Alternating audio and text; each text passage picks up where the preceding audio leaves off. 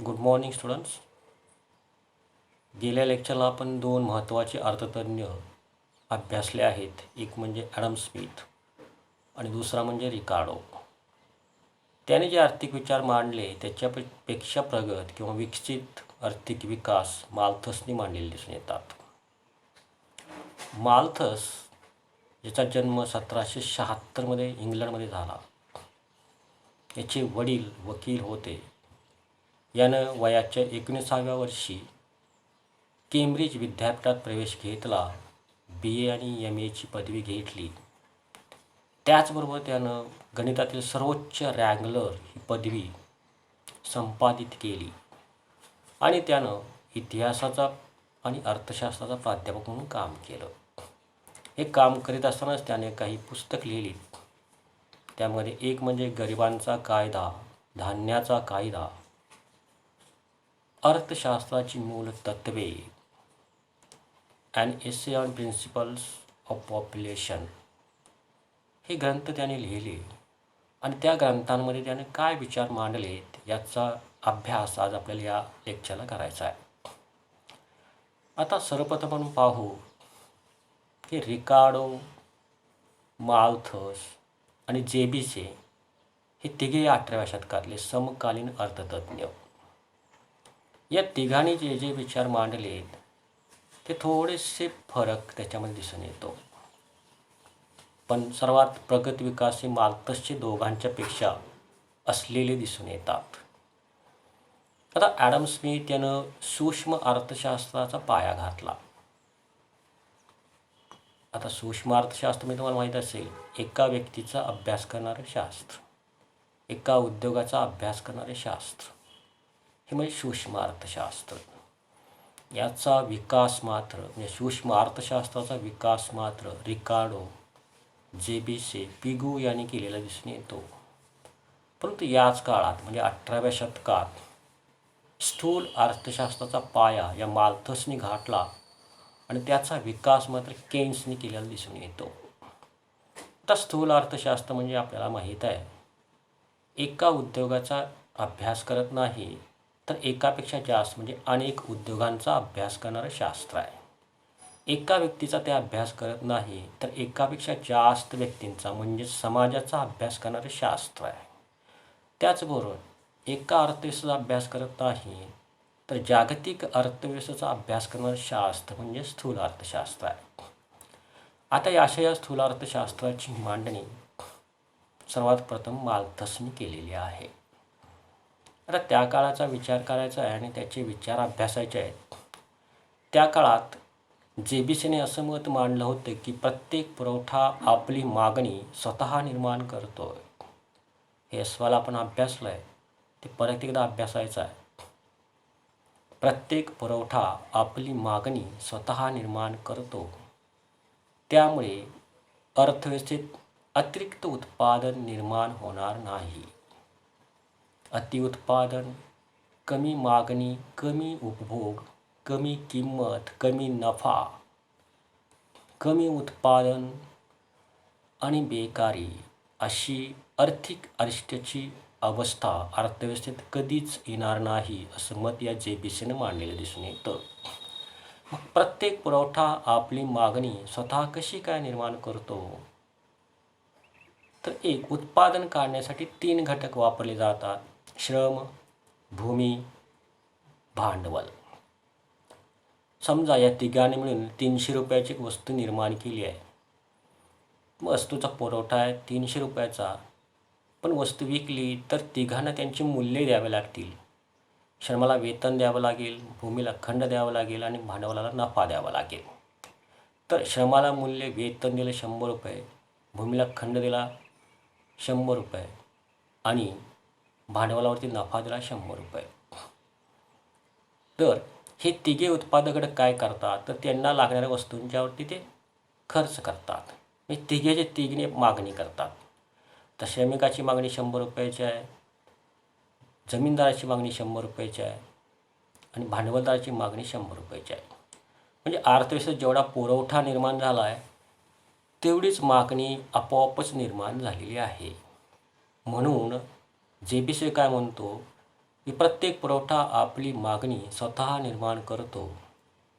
त्यामुळे अर्थव्यवस्थेत अतिउत्पादन, कमी मागणी, कमी नफा, कमी किंमत, कमी उत्पादन आणि बेकारी अशी अवस्था असणारच नाही. अर्थव्यवस्था कायम संतुलित असेल असं मत या JBCने मांडलं. याला सपोर्ट मात्र रिकार्डोने केला. रिकार्डो म्हणतो की प्रत्येक व्यक्ती उत्पादक असते. एकतर ती त्या वस्तूचा उपभोग घेते, अन्यथा त्या वस्तूची विक्री करून इतर वस्तूंना मागणी करते. आता हे जे वाक्य आहे हे थोडंसं आपल्याला समजून घ्यायचं आहे. तो काय म्हणतोय, प्रत्येक व्यक्ती उत्पादक असते. एकतर ती त्याचा उपभोग घेते, म्हणजे जे उत्पादित केलेलं आहे तर त्याचा उपभोग घेईल, म्हणजे स्वतःच मागणी करते. जेवढ्याचं उत्पादन केलं आहे तेवढीच मागणी करते. किंवा जी निर्माण केलेली वस्तू आहे तिची विक्री करते आणि तेवढ्याच किमतीची इतर वस्तूंना मागणी करते. म्हणजे अर्थव्यवस्थेत कोणत्याही प्रकारचं अतिउत्पादन असणार नाही. आता उदाहरण दिलं त्यानं रिकार्डोने ह्या वाक्याच्या संदर्भात. एक कुंभार एक मडकं तयार करतोय. एक तर तो त्या मडक्याचा उपभोग घेईल, म्हणजे स्वतःच मागणी करेल, स्वतःच पुरवठा करतोय आणि त्याची मागणी पण करतोय. किंवा त्या मडक्याची विक्री करेल आणि त्याच्या मडक्याच्या किमती इतकीच इतर वस्तूंना मागणी करेल. म्हणजे प्रत्येक व्यक्ती उत्पादक असते. कुंभार हा एक उत्पादक आहे. एकतर त्या मडक्याचा उपभोग घेईल, अन्यथा त्या मडक्याची विक्री करेल आणि इतर वस्तूंना मागणी करेल. हे स्टेटमेंट रिकार्डोने टाकलं आणि JBCच्या मताला समर्थन दिलं. आणखीन एक समर्थन रिकार्डोने JBCच्या मताला दिलेलं दिसून येतं. ज्याप्रमाणे अर्थव्यवस्थेत पुरवठा आणि मागणी समान असेल, त्याचप्रमाणे अर्थव्यवस्थेत भांडवल संचय जास्त होणार नाही. आणि जर भांडवल संचय जास्त झाला तर साहजिकच भांडवल संचय गुंतवलं जाईल, म्हणजे गुंतवणूक वाढेल. गुंतवणूक उद्योगांमध्ये होत असल्यामुळे उद्योगांची संख्या वाढेल. उद्योगांची संख्या वाढली की साहजिकच कामगारांची मागणी वाढेल आणि कामगारांची मागणी वाढली की बाजार वेतन वाढण्यास सुरुवात होईल. आणि बाजार वेतन वाढलं की उद्योजकाचा नफा हा कमी होतो आणि नफा कमी झाला की साहजिकच बाजारात भांडवल संचय कमी होण्यास सुरुवात होते. वेतन आणि नफा यांचा व्यस्त संबंध आहे. या व्यस्त संबंधामुळे भांडवलदार किंवा उद्योजक नफा हा जास्त गुंतवणार नाही, कारण का तो नफा घटत जाणार आहे आणि नफाच्या माध्यमातून भांडवल संचय करणार नाही असं मत या रिकार्डोने मांडलं. परंतु हे मत माल्थसला काही पटलं नाही. माल्थस म्हणतो की भांडवलदार नफा मिळत असेल तरच उत्पादन काढतो, नफा मिळत नसेल तर उत्पादनच काढत नाही. म्हणजे नफ्याच्या अपेक्षेने उत्पादन काढण्याची पद्धत या भांडवलशाही अर्थव्यवस्था असलेली दिसून येते.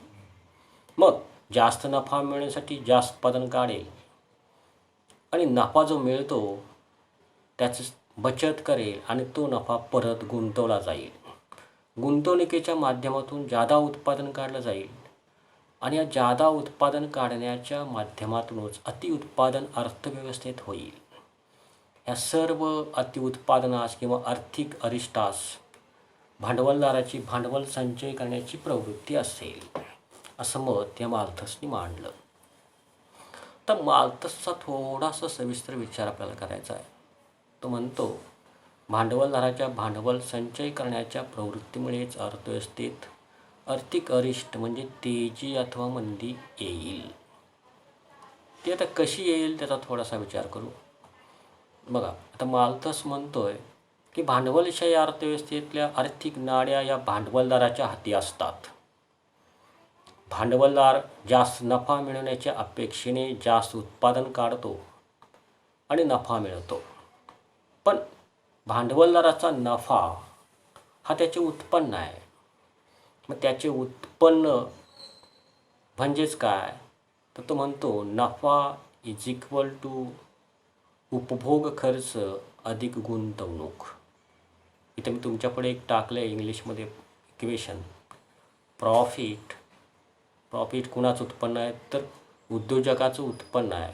ते उत्पन्न कशावरती खर्च करतोय तो, तर एक कन्झम्शन म्हणजे उपभोगा खर्च, वस्तूंच्या खरेदीवरती खर्च करतोय, आणि दुसरं म्हणजे तो गुंतवणूक करतोय, इन्व्हेस्टमेंट करतोय. म्हणून P is equal to C+I. नफा बरोबर उपभोग खर्च अधिक गुंतवणूक. आता नफ्यातला उद्योजक उपभोगावरती कमी खर्च करतो आणि गुंतवणूक जास्त करतो, आणि या गुंतवणुकीमुळे अर्थव्यवस्थेतलं उत्पादन मात्र सतत वाढत जातं, परंतु त्यानं स्वतःचा उपभोग खर्च कमी केलेला असतो. उपभोग खर्च कमी झाला की मागणी कमी होते. म्हणजे त्यांनी स्वतःची मागणी कमी केलेली आहे, पण अर्थव्यवस्थेत गुंतवणूक जास्त करून उत्पादन मात्र जास्त काढलेलं आहे. म्हणजे उत्पादन जास्त, पुरवठा जास्त आणि मागणी कमी, कन्झम्शन कमी. ही फर्स्ट स्टेज या ठिकाणी आपल्याला अनुभवास मिळते त्याच्या उत्पन्नाच्या इक्वेशनवरून. Profit is equal to consumption plus investment. आता तो जसं उत्पादन काढण्याच्या प्रेरणेने भांडवलशाही अर्थव्यवस्थेत कार्य करत असतो, तसं उत्पादन वाढीच्या बरोबर नफा वाढत जातो. हा नफा जास्तीत जास्त बचत करतो आणि त्याची गुंतवणूक करत जातो. म्हणजे भांडवल संचय, नफ्याच्या माध्यमातून भांडवल संचय करायचं आणि उत्पादन जास्त काढायचं आणि कन्झम्शन कमी करायचं. त्याचबरोबर काही कालावधीनंतर तो कामगारांना कमी वेतन देण्यास सुरुवात करतो. कारण का, उत्पादन जास्त काढायचं आहे तर गुंतवणूक जास्त करावी लागेल, आणि उत्पादन जास्त काढलं तरच नफा जास्त मिळणार आहे. म्हणून तो काय करतो, तो कामगारांना वेतन कमी देण्यास सुरुवात करतो. कामगारांना वेतन कमी मिळालं की साहजिकच अर्थव्यवस्थेतली समाजाची मागणी कमी होऊ लागते. भांडवलशाही अर्थव्यवस्थेत दोनच वर्ग आहेत, एक म्हणजे भांडवलदार, दुसरा म्हणजे कामगार. भांडवलदार हा संख्येने कमी असतो, पण कामगार हा संख्येने जास्त असतो. त्याला आपण समाज म्हणतो. आणि समाजाची मागणी, जर उद्योजकाने कामगारांना वेतन कमी दिलं तर समाजाची मागणी कमी होते, आणि समाजाची मागणी कमी झाली आणि अतिउत्पादन इकडे जर काढलं गेलं तर मागणी कमी, उत्पादन जास्त, साहजिकच किंमत कमी होईल, नफा कमी होईल, उत्पादन कमी होईल आणि अर्थव्यवस्थेत बेकारी येईल. आणि ह्या सर्व स्टेजेस म्हणजेच काय असतील, तर अर्थव्यवस्थेत येणारं आर्थिक अरिष्ट आहे, अर्थव्यवस्थेत येणारी मंदी आहे. याचं विश्लेषण त्यानं थोडंसं मॅथमॅटिक्सच्या पद्धतीनं मांडलेलं आहे. आता विचार करू आपण, त्यानं फर्स्ट स्टेज मांडली आहे ती म्हणजे कोणती, तर अर्थव्यवस्थेत उत्पादन झालेलं आहे. सुरुवातीचं उत्पादन आहे ते 1000चं आहे. 1000 धरा किंवा 1000 कोटी धरा, कारण इथं आपल्याला समाजाचा विचार करायचा आहे, टोटल अर्थव्यवस्थेचा विचार करायचा आहे. प्रोडक्शन 1000 कोटी रुपयाचं किंवा 1000चं असं धरू, समाजासाठी आपण 1000 धरू. त्यातले तो 1000मधले 400 रुपये वेतन कामगारांना देतो. आता मी इथं W टाकलं आहे. W म्हणजे व्हेजेस आहेत. व्हेजेस म्हणजे वेतन किंवा पगार. तो कामगारांना 400 रुपये देतो. 1000मधले 400 रुपये तो कामगारांना देतो, आणि नफा म्हणून 600 रुपये घेतो. प्रॉफिट म्हणलं आहे 600 रुपये तो नफा घेतो. आता हा जो नफा आहे त्याचा, तर नफ्याचा थोडासा आपण विचार करू. आता नफ्याचं इक्वेशन पाठीमागच्या याला स्लाईडला आपण बघितलं, त्यामध्ये profit is equal to C म्हणजे कन्झम्शन प्लस I म्हणजे गुंतवणूक आहे. तर प्रॉफिट 600 आहे, P इज इक्वल टू 600. त्यातलं तो उपभोगावरती म्हणजे कन्झम्शनवरती 400 रुपये खर्च करतो, आणि गुंतवणूक मात्र 200ची करतो आहे. 400 + 200 = 600. म्हणजे उद्योजकाचं उत्पन्नातील 200 रुपये गुंतवले जातात आणि 400 रुपयाची त्याची मागणी असते. आता इथे एकूण उत्पादन किती आहे, तर प्रोडक्शन 1000 रुपयाचं आहे. मागणी किती आहे बघा, मागणी कामगारांची मागणी वेतन 400 रुपये, ती 400 रुपयाची मागणी, आणि भांडवलदाराची मागणी, उद्योजकाची मागणी 400 रुपयाची आहे. 400 400 800 रुपयाची मागणी अर्थव्यवस्थेत आहे आणि उत्पादन मात्र पुरवठा 1000 रुपयाचा आहे. म्हणजे हिथंच फर्स्ट स्टेजला आपल्याला दिसून येतं की पुरवठा जास्त आहे आणि मागणी कमी आहे. आता या ठिकाणी विचार करायचा आहे, ते इन्व्हेस्टमेंट आहे, 200 रुपयाची इन्व्हेस्टमेंट आहे. तो जो भांडवल संच आहे, हा 200 रुपये म्हणजेच भांडवल संचय आहे. भांडवल संचयाची तो गुंतवणूक करणार आहे. हा जो भांडवल संच आहे, या भांडवल संचयाची किमती इतकीच मागणी अर्थव्यवस्थेत कमी आहे. जेवढा भांडवलदार भांडवल संचय करतो तेवढीच अर्थव्यवस्थेत मागणी कमी राहते. एकूण मागणी 800ची आहे आणि भांडवल संचय 200चा आहे. या 200ची जर मागणी वाढली असती तर अर्थव्यवस्थेत 1000चं उत्पादन 1000ची मागणी झाली असती. मग मालतच काय म्हणतोय, जेवढा भांडवल संचय होत जाईल तेवढ्याच किमतीची मागणी अर्थव्यवस्थेत कमी होत जाईल. तर भांडवल संचय म्हणजे इन्व्हेस्टमेंट 200 रुपये आहे, ते 200 रुपये गुंतवलेत त्यानं पुढच्या स्टेजमध्ये, दुसऱ्या स्टेजमध्ये बघायचं आहे. प्रोडक्शन जास्त निघेल, 200 रुपयानं उत्पादन जास्त निघेल. आता पहिल्याच उत्पादन आपले किती आहे, 1000 आहे, प्लस त्यानं गुंतवले 200 रुपये, म्हणजे 1000 प्लस 200 बरोबर 1200चं एकूण उत्पादन सेकंड स्टेजमध्ये निर्माण झालं आहे. आता या 1200मध्ये तो कामगारांना वेतन W 400 रुपये देतो आहे आणि स्वतः नफा मात्र 800 रुपये घेतो आहे. आता 800 हा त्याचा नफा आहे, म्हणून P profit is equal to consumption plus investment. आता नफा बरोबर उपभोग खर्च त्याचा आणि प्लस त्याचा भांडवल संचय जो गुंतवणार आहे.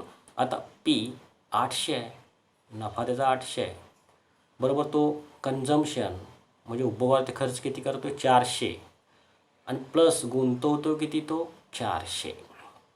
आता इथं विचार करायचा आहे, भांडवल संचय 400 इतका झालेला आहे, तर एकूण प्रोडक्शन कितीचं आहे, एकूण पुरवठा आहे तो 1200चा आहे आणि मागणी किती आहे, तर कामगारांची मागणी 400 रुपयाची आहे, कारण त्याचं वेतनच 400 आहे. मग कामगारांची मागणी 400 रुपयाची आहे आणि त्या भांडवलदाराची किंवा उद्योजकाची मागणी 400 रुपयाची आहे, म्हणजे 800 रुपयाची मागणी आहे आणि 1200 रुपयाचं उत्पादन आहे. म्हणजे पुरवठा 1200चा आहे आणि मागणी मात्र 800 रुपयाची आहे. मग यात कितीचा फरक आहे, मागणीमध्ये फक्त 400 रुपयाचा फरक आहे. म्हणजेच भांडवलदार वर्ग जेवढी भांडवल संचय करतो तेवढ्यानेच मागणी कमी होत आहे. आता इथं विचार केला, 1200 रुपयाचा पुरवठा आहे आणि 800 रुपयाची मागणी आहे. परत पुरवठा जास्त आहे आणि मागणी कमी आहे. आता थर्ड स्टेजचा विचार केला, म्हणजे पाठ्यमागच्या वेळेस आपला किती भांडवल संचय आहे, 400 आहे, तो गुंतवला आहे. मग उत्पादन पूर्वीचं 1200चं आहे, प्लस नवीन 400 उत्पादन निघणार आहे, कारण भांडवल संचय 400चा आहे, गुंतवणूक 400ची केली, उत्पादन 400ने जास्त निघेल पूर्वीच्यापेक्षा. मग 1200 अधिक 400 बरोबर 1600चं उत्पादन थर्ड स्टेजमध्ये निर्माण झालं आहे. आता 1600च्या उत्पन्नातील कामगारांना वेतन व्हेजेस W 400 रुपये दिलं जातं आणि नफा म्हणून तो 1200 रुपये घेतो आहे. मग त्याच्या उत्पन्नाचा विचार करायचा, P is equal to C plus I. तर प्रॉफिट 1200चा घेतला आहे त्यानं, त्यातला तो 200 रुपये उपभोगावरती खर्च करतो आहे. मग त्यानं स्वतःची मागणी 200ने परत कमी केली. का कमी केली, तर जास्त उत्पादन काढलं तर जास्त नफा मिळतो आहे, म्हणून तो काय करतो, आपली स्वतःची मागणी कमी करतो. त्यानं मागणी केली किती, 200 रुपये, म्हणजे उपभोगावरती फक्त 200 रुपये खर्च करतो आहे आणि राहिलेले 1000 रुपयाचं तो भांडवल संचय करतो आहे आणि गुंतवतो आहे. 1000 आहे, 1000 रुपयाचं भांडवल संचय केले आणि ते गुंतवलेलं आहे. आता इथं मागणी आणि पुरवठ्याचा थोडासा विचार करू.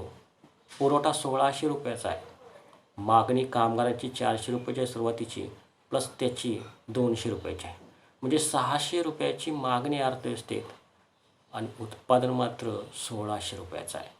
मग यात फरक किती आहे, तर मागणी आणि पुरवठ्यामध्ये 1000 रुपयाचा फरक आहे आणि 1000 रुपयाचे भांडवल संचय उद्योजकाने केलेला आहे आणि त्या भांडवल संचयास तो काय करणार, तर गुंतवणूक करणार आणि उत्पादन जास्त काढणार. आता पुढच्या स्टेजमध्ये आपण गेलो, फोर्थ स्टेजमध्ये बघितलं तर पहिल्याच उत्पादन आपलं 1600 होतं, प्लस भांडवल संचय 1000 रुपयाचा आहे, इन्व्हेस्टमेंट 1000ची आहे, तर टोटल उत्पादन होतं 2600चं. तर 2600मधले तो 200 रुपये वेतन कामगारांना देतो जास्त नफा मिळवण्यासाठी उद्योजक काय करतो, तर कामगार वर्गांना वेतन कमी देण्यास सुरुवात करतो. मग त्यानं 400 रुपये वेतन कामगारांचं होतं, ते कमी केलं, 200 रुपये दिले. नफा मात्र 2400चा घेतला आहे. पी 2400 आहे. तर आता या 2400चा आपल्याला विचार करायचा आहे. P is equal to C plus I. आता पी प्रॉफिट किती घेतला त्यानं, 2400चं घेतलं आहे आणि त्यात त्याचा उपभोग खर्च किती आहे, तर 200 आहे. त्याची स्वतःची मागणी 200ची आहे. आता 2400मधून 200 गेले तर 2200 राहतात. म्हणजे 2200चं भांडवल संचय त्याने केलेलं आहे आणि ते गुंतवणार आहे. आता इथं मागणी आणि पुरवठ्याचा आपण विचार केला तर 2600चा अर्थव्यवस्थेत पुरवठा आहे आणि मागणी किती आहे, तर कामगारांची 200 मागणी आहे आणि भांडवलदाराची स्वतःची 200 मागणी आहे. म्हणजे 400 रुपयाची मागणी आहे, पण पुरवठा मात्र 2600चा आहे. साहजिकच पुरवठा जास्त आहे आणि मागणी कमी आहे. आणि याला कारणीभूत कोण आहे, तर भांडवलदाराचा भांडवल संचय करण्याची प्रवृत्ती आहे. जास्त नफा मिळवण्यासाठी तो जास्त भांडवल संचय करतो आणि गुंतवतो. मग ह्या स्टेजला तो 2200 रुपये गुंतवणार आहे यादाचं उत्पादन काढण्यासाठी. मग पूर्वीचं उत्पादन किती आहे, तर 2600 आहे. पूर्वीचा पुरवठा 2600 आहे प्लस 2200चं गुंतवणूक केलेलं आहे त्यानं, भांडवल संचय गुंतवलेला आहे. टोटल एकूण उत्पादन होईल 4800. तर 4800चं उत्पादन अर्थव्यवस्थेत निर्माण झालेलं आहे आणि मागणी किती आहे, तर त्याची स्वतःची 200 आणि कामगारांची 200. म्हणजे मागणी 400 आहे, अर्थव्यवस्थेत सप्लाय 4800 आणि डिमांड मात्र 400च्या आहे. म्हणजेच सप्लाय पुरवठा जास्त मागणी कमी अशी अवस्था येईल. म्हणजेच अतिउत्पादनाची अवस्था येईल. आणि अतिउत्पादनाची अवस्था आणि मागणी कमी ही स्टेज म्हणजेच मंदी असेल. अर्थव्यवस्थेत अतिउत्पादन, कमी मागणी, कमी उपभोग झाला की किंमत कमी करावी लागते. किंमत कमी झाली की नफा कमी होतोय आणि नफा कमी झाला की उद्योजक उत्पादन काढत नाही. मग उद्योजकाने उत्पादन काढण्याचं बंद केलं की तो कामगारांना कामावून काढून टाकतो. साहजिकच समाजात बेकारी निर्माण होते आणि संपूर्ण मागणी आहे ती शून्यावरती येते. मग मागणी शून्य झाली की अर्थव्यवस्थेत मंदीही येणारच आहे असं मत या माल्थसनी मांडलेलं दिसून येतो. म्हणून माल्थस म्हणतोय की भांडवलदाराची भांडवल संचय करण्याच्या प्रवृत्तीमुळेच अर्थव्यवस्थेत आर्थिक अरिष्ट किंवा मंदी येईल. असा हा त्यानं आर्थिक अरिष्टीचा सिद्धांत मांडलेला आहे. पण तो म्हणतो की आर्थिक अरिष्ट अर्थव्यवस्थेत कायमच असणार नाही, तर ठराविक कालावधीनंतर हे आर्थिक अरिष्ट संपुष्टात येईल. मग ते कसं संपुष्टात येईल, तर हळूहळू लोकांच्या जवळ वस्तू संपल्या की ते वस्तूंना परत हळूहळू मागणी करू लागतील. हळूहळू मागणी करू लागले तर त्यांना उद्योजकांना थोडासा नफा मिळू लागेल. ते परत भांडवल संचय करण्यास सुरुवात करतील आणि भांडवल संचय करण्याच्या प्रवृत्तीतून अर्थव्यवस्थेत परत उत्पादन जास्त होईल आणि मागणी कमी राहील. म्हणजेच ठराविक कालावधीनंतर मंदी संपेल, परत तेजी येईल. तेजी पण ठराविक कालावधीपुरती राहील आणि परत अर्थव्यवस्था भांडवल संचय करण्याच्या प्रवृत्तीतून मंदीकडे वाटचाल करेल. आता तो म्हणतो अर्थव्यवस्थेत मंदीही येणार आहे, पण रिकार्डो जेबीसे यांनी मत मांडलं होतं की अर्थव्यवस्थेत मंदीही येणारच नाही. 18व्या शतकातला विचार आपण करतोय. 18व्या शतकात म्हणजे 100 वर्ष अगोदरच माल्थसने सांगितलं की अर्थव्यवस्थेत मंदी येणार आहे. 1929ला जागतिक महामंदी आली. रिकार्डोने मांडलेलं मत आणि जेबीसेनं मांडलेलं मत हे चुकीचं ठरलं आणि 100 वर्ष अगोदर अर्थव्यवस्थेत मंदी हे मांडणारे माल्थस यांचं मत मात्र खरं ठरलं. म्हणून केन्स म्हणतात की रिकार्डोच्या विचारसरणीवरती अर्थशास्त्र मांडण्यापेक्षा माल्थसच्या विचारसरणीवरती अर्थशास्त्र मांडलं असतं तर अर्थशास्त्र हे 100 वर्षांनी पुढे गेलं असतं. आता थोडासा विचार करू आपण. म्हणजे मांडण्याचं वास्तव चित्रण ह्या माल्थसने मांडलेलं दिसून येतं. पुढचा भविष्यातला भेद हा माल्थसने घेतलेला दिसून येतो. यांनी मत मांडलं होतं रिकार्डो आणि जेबिसेने की मंदी येणार नाही, पण प्रत्यक्षात मंदी आली आणि त्या संदर्भात महत्त्वाचे आर्थिक विचार हे माल्थसचे असलेले दिसून येतात. आता माल्थसने ह्या मंदीवरती उपायही कोणते करायचे आहे हेही सांगितलेलं आहे. म्हणजे मंदी येणार आहे आणि ती कशी घालवायची आहे याच्या संदर्भात त्यानं विचार मांडलेले आहेत. तर ते विचार कोणते आहेत बघूया. तर माल्थस म्हणतोय भांडवलशाही अर्थव्यवस्थेत पुरवठा जास्त झालेला असतो आणि मागणी कमी असते. मग आता मागणी कमी आहे ती वाढवली पाहिजे. मागणी वाढवली तरच अर्थव्यवस्था मंदीतून बाहेर निघणार आहे. म्हणून तो काय म्हणतो, भांडवलदाराच्या उत्पन्नात वाढ करून चालणार नाही. भांडवलदाराच्या उत्पन्नात वाढ केली तर तो परत भांडवल संचय करेल, जास्त उत्पादन काढेल आणि परत अर्थव्यवस्था मंदीत येईल. म्हणतो भांडवलदाराच्या उत्पन्नात वाढ करून चालणार नाही. मग कामगारांच्या उत्पन्नात वाढ करून चालेल का? तर कामगारांच्या वेतनात वाढ करून चालेल का? म्हणजे अर्थव्यवस्थेत मागणी वाढेल. तर तो म्हणतो माल्थस की कामगारांच्या वेतनात वाढ करून चालणार नाही, तर वस्तूचा उत्पादन खर्च वाढेल आणि वस्तूचा उत्पादन खर्च वाढला तर वस्तूच्या किमती वाढतील आणि ज्यावेळी वस्तूच्या किमती वाढतील त्याचवेळी लोक किंवा समाज वस्तूंना मागणी करणार नाही. म्हणजे वस्तूंची मागणी कमी होईल. किंवा कामगारांच्या वेतनात वाढ केली तर वस्तूची मागणी कमी होईल. आता मग त्यानं तिसरा उपाय सुचवला, तो म्हणजे अनुत्पादक घटकांच्या उत्पन्नात वाढ केली पाहिजे. जे उत्पादन क्रियेत भाग घेत नाहीत पण उत्पादनाचा उपभोग घेतात, हे जे घटक आहेत त्यांना अनुत्पादक घटक असे म्हणतात. ते घटक कोणते? तर कलाकार असतील, संगीतकार असतील, न्यायाधीश असतील, वकील असेल, खेळाडू असतील, चित्रकार असतील, अभिनेते असतील, शिक्षक असतील, सैनिक असतील. हे कोणत्याही प्रकारचं उत्पादन काढत नाहीत परंतु ते वस्तूंचा उपभोग घेतात, म्हणजे ते मागणी करतात.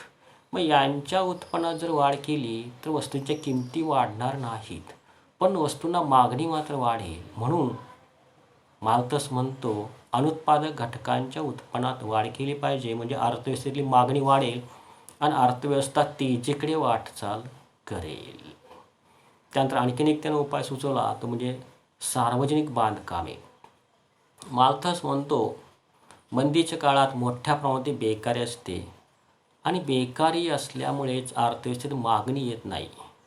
तर सरकारने या बेकारांना काहीतरी काम द्यायला पाहिजे, म्हणजे त्यांना उत्पन्न मिळेल आणि ते उत्पन्न वस्तूंच्या खरेदीवरती खर्च करतील, म्हणजेच मागणी करतील.